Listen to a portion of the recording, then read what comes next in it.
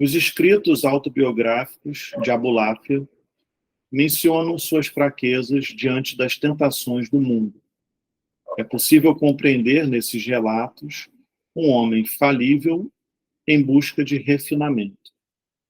Nesse apêndice, analisaremos as tentações sexuais de Abulafia. Zera Lavan igual a Satã. Vou explicar o que isso significa. Nos escritos, né, de Abulafia, ele já declarou que durante 15 anos, Satã, que representa o opositor, né, a contra-inteligência, Satã esteve à minha mão direita para me enganar. E a gente vai entender, vamos entendendo o que é isso, né? Bom, em vários lugares, Abulafia também indica que Satã tem o mesmo valor numérico de Zera Lavan. São as duas palavras que estão aqui no slide.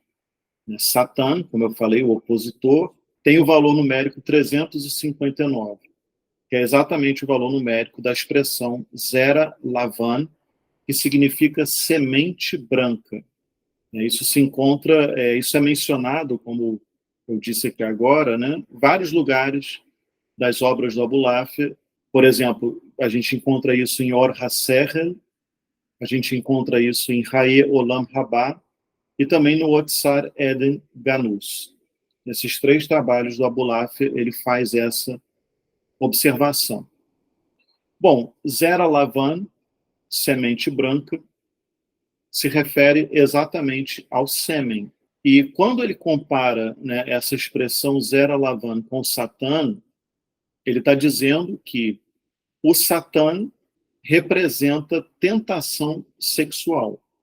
Muito provavelmente, seguindo essa lógica, muito provavelmente envolvendo a masturbação. Então, essa observação do Abulafia, né, essa conexão numérica que ele faz, quando ele disse, né, o Satã esteve na minha mão direita para me enganar, né, mostra justamente esse desequilíbrio, essa dificuldade de contenção do seu impulso sexual. Bom, e ele ainda faz uma outra ponderação, que inclusive o Kaplan chega a comentar que em muitos manuscritos do Or HaSechel, essa parte se encontra apagada. Não está amplamente divulgado nos trabalhos do Abulafia, mas tem algumas versões dos manuscritos que se encontra essa passagem. Que ele também faz a relação entre a palavra Satã e a palavra diabolos, dizendo que as duas palavras também possuem o mesmo valor numérico, 359. Ele transpõe, então, a palavra diabolos, diabo, né, para o idioma hebraico, né, com os caracteres hebraicos. Ele faz, então, o somatório das letras e chega também ao mesmo valor da palavra Satã. Só que ele, né, analisando a palavra no hebraico, ele também faz a seguinte ponderação. A própria palavra diabolos pode ser dividida, formando a expressão diobolos, que significa duas bolas. Né? Ou seja, é uma referência clara, mais uma vez, né, aos testículos. Também dando a entender que tanto o aspecto do Satã quanto o diabolos, né, teria uma relação com tentação sexual, a qual ele tentava superar, a qual ele tentava vencer. Bom, ele, no começo, né, do seu livro Haye Olam Rabá, ele fala do seu corpo como um corpo sujo com a semente. Ele ainda diz que ele é merecedor de morte e culpado de assassinato. Né? Quando ele coloca, né, essas palavras duras a seu respeito, dizendo que ele deveria ser morto por ser um assassino, ele está fazendo uma insinuação à história de Er e Onan, que se encontra na Bíblia hebraica. Isso está exatamente em Bereshit, né, no livro de Gênesis, capítulo 38, versículos 9 e 10. Que história é essa, né, de Er e Onan? Bom, e Onan eram filhos de Judá, do Yehudá, um dos filhos de Jacó. E o era casado, então, com uma esposa chamada Tamar. Segundo conta o texto, era uma pessoa iníqua. Ela foi má frente ao Eterno, frente a Deus. E ele morreu por conta disso. Onan, que seria o irmão de segundo a lei do levirato, deveria assumir a esposa do irmão, Tamar. No mundo bíblico era assim, isso é a lei do levirato. Se eu tenho um irmão, esse meu irmão morre e ele deixa uma esposa sem descendência, eu tenho que assumir a esposa do meu irmão. Isso é a lei bíblica. Então, o Onan, ele deveria, por lei, assumir Tamar.